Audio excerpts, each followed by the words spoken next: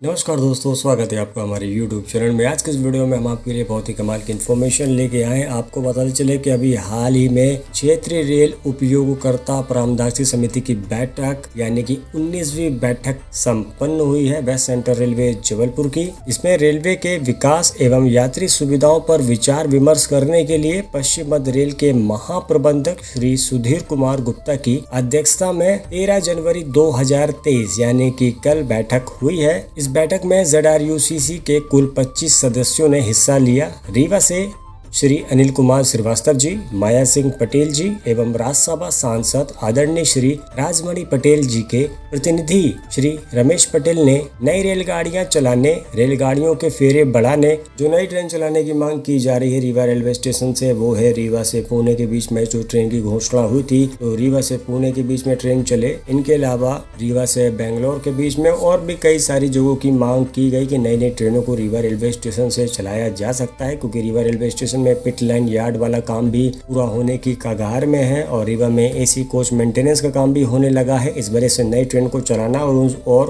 उन नई ट्रेनों का प्राइमरी मेंटेनेंस भी रीवा में आराम से हो जाएगा, तो किसी भी प्रकार की कोई भी समस्या नहीं होगी अगर नई ट्रेन को शुरू किया जाए तो। कोरोना काल में बंद हुई ट्रेनों को पहले की भांति पुनः शुरू करने, रेलवे स्टेशनों पर ठहराव देने सहित यात्री सुविधाओं में विकास एवं उन्नयन के बारे में रेल प्रशासन को महत्वपूर्ण सुझाव दिए हैं। ये जितने भी सुझाव दिए गए हैं ये सब रीवा रेलवे स्टेशन के सुझाव हम आपको इस वीडियो के माध्यम से बता रहे हैं। आपको बताते चले कि महाप्रबंधक श्री सुधीर कुमार गुप्ता जी ने क्षेत्रीय रेल उपयोगकर्ता समिति के सदस्यों द्वारा दिए गए सुझावों को गंभीरता से सुना और इन पर उचित कार्यवाही करने का आश्वासन दिया है। अंत में क्षेत्रीय रेल उपयोगकर्ता समिति के सचिव उप महाप्रबंधक अनुराग पांडे जी ने सबका आभार प्रकट किया है। आपको बताते चले कि कांग्रेस के जो नेता है रमेश पटेल जी, इन्होंने बैठक में एक बार पुनः डबोरा रेलवे स्टेशन में कोरोना काल के समय जिन ट्रेनों का ठहराव बंद कर दिया गया था उन्हें पुनः यथावत करने की मांग की है। इसके साथ प्लेटफॉर्म में 3 शौचालय, बैठने हेतु कुर्सी, ओवरब्रिज में शेड लगाने की मांग की है। साथ ही रीवा से चलने वाली रेवांचल ट्रेन में स्लीपर कोच बढ़ाए जाने की मांग की गई है। आपको बताते चले कि पहले 13 स्लीपर कोच से रेवांचल ट्रेन चला करती थी, लेकिन उस समय वो ICF ट्रेन थी।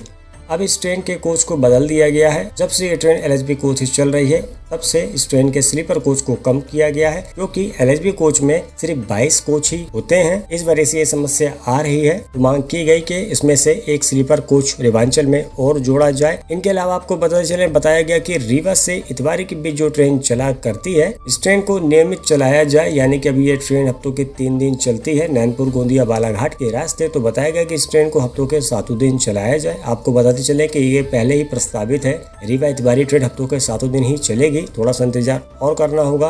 उसके बाद ये ट्रेन रीवा से इतवारी के बीच में हफ्तों के 7 दिन चलेगी। इनके अलावा सबसे बड़ी जो मांग आ रही है वो काफी बड़ी है, जैसे कि रीवा से मुंबई ट्रेन की। बताया गया कि इस ट्रेन को हफ्तों में कम से कम 3 बार जरूर चलाया जाए और नियमित तरीके से चलाया जाए। ये 5 फेरे और 10 फेरे के लिए इस ट्रेन को ना चलाया जाए, क्योंकि विंध्य क्षेत्र के बहुत सारे लोग हैं जो कि मुंबई में यात्रा करते हैं और विंध्य क्षेत्र की एकमात्र ट्रेन है जो कि मुंबई की ओर जाती है। इस वजह से इस ट्रेन का जो रिस्पांस है वो भी बहुत अच्छा आ रहा है। इस वजह से रीवा मुंबई ट्रेन को कम से कम हफ्तों के 3 दिन अगर चलाया जाता है तो अच्छा रहेगा। अगर हो सके तो इस ट्रेन को हफ्तों के 7 दिन चलाया जाए तो ये तो सोने पे सुहागा वाली बात हो जाएगी, ऐसा सुझाव दिया गया। इनके अलावा आपको बताते चले कि अधिमान्यता प्राप्त पत्रकारों और वरिष्ठ नागरिकों को पूर्व में दी जा रही टिकट में छूट को पूर्व की तरह प्रदान किया जाए। यानी कि सीनियर सिटीजन जो कोटा था जो बंद हो गया है, इसको डिमांड की गई कि सीनियर सिटीजन जो कोटा है दोबारा से शुरू किया जाए। इसमें पत्रकारों का भी कुछ कोटा हुआ करता था, उनको भी दिया जाए, और इनके अलावा जो वरिष्ठ नागरिक थे जिनको कंसेशन दिया जाता था वो भी दोबारा से शुरू किया जाए। इनके अलावा जो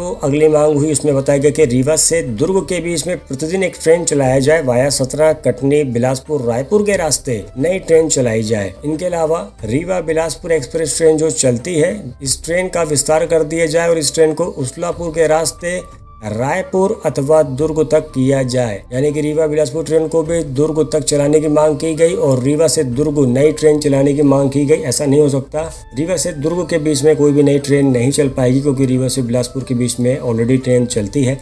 इस वजह से रीवा बिलासपुर ट्रेन का एक्सटेंशन दुर्ग तक कर देना चाहिए। ये बहुत ही पुरानी मांग है। हमारे विंध्य के विधायक के द्वारा भी बोला गया था कि रीवा बिलासपुर ट्रेन को दुर्ग तक अगर इस ट्रेन का एक्सटेंशन हो जाएगा तो काफी राहत होगी। तो रेलवे को इस विषय पर जरूर सोचना चाहिए और ये मांग भी हो गई और इस बैठक में ये मांग भी हो गई कि रीवा बिलासपुर ट्रेन को दुर्ग तक बढ़ा दिया जाए तो अच्छा रहेगा। बिल्कुल बढ़ाना चाहिए। इनके अलावा बताया गया कि रीवा से मुंबई ट्रेन को नियमित किया जाए। इनके अलावा बताया गया कि रीवा से राजकोट के बीच में जो ट्रेन चलती है इस ट्रेन को हफ्तों के 3 दिन चलाया जाए। अभी फिलहाल रीवा राजकोट ट्रेन हफ्तों के 1 दिन ही चलती है। ट्रेन के 1 दिन के चलने से ज्यादा कोई खास फायदा नहीं होता विंध्य के यात्रियों को। तब भी ये ट्रेन हफ्तों के 1 दिन जब चलती है तो इस ट्रेन में आपको टिकट नहीं मिलेगी, ये वेटिंग में ही जाएगी, क्योंकि हमारे रीवा से बहुत सारे लोग गुजरात की यात्रा करते हैं, क्योंकि गुजरात एक इंडस्ट्रियल एरिया है।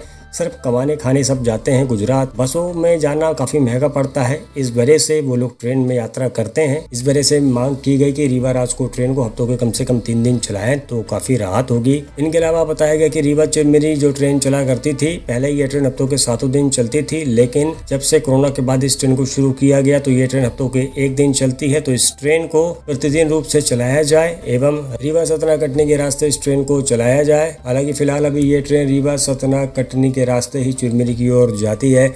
इनके अलावा एक मांग रखी गई जिसमें बताया गया कि रीवा से प्रयागराज के बीच में एक ट्रेन को शुरू किया जाए। अगर ऐसा हो तो यात्रियों के हित में फैसला होगा। इंटरसिटी टाइप की ट्रेन रीवा से प्रयागराज के बीच में चलाई जानी चाहिए। आपको बताते चले कि एक ट्रेन को रीवा से चित्रकूट धाम तक चलाना चाहिए, इंटरसिटी ट्रेन जो रीवा से चित्रकूट तक चले, क्योंकि हमारे विंध्य के कई यात्री चित्रकूट की यात्रा करते हैं और इस रूट पर सुबह सुबह किसी भी प्रकार की कोई भी इंटरसिटी ट्रेन नहीं है, तो सुबह सुबह जाने में यात्रियों को काफी दिक्कतें होती हैं। इसी वजह से अगर रीवा से चित्रकूट के बीच में एक इंटरसिटी ट्रेन शुरू हो जाए तो बड़ा ही राहत होगी सभी को। और इनके अलावा एक ट्रेन रीवा से प्रयागराज के बीच इंटरसिटी टाइप की ट्रेन शुरू हो जाए जो कि रीवा से सुबह सुबह प्रयागराज की ओर जाए और प्रयागराज से शाम को रीवा की तरफ आए। ऐसे ही रीवा चित्रकूट धाम के बीच में इंटरसिटी ट्रेन को शुरू किया जाए जो कि रीवा से सुबह सुबह चित्रकूट धाम की ओर जाए और चित्रकूट से दोपहर के समय चले 3 बजे के आसपास, जो कि रीवा पहुंच जाए शाम को 7 से 8 बजे के आसपास। अगर ऐसा होता है तो यात्रियों के हित में फैसला होगा।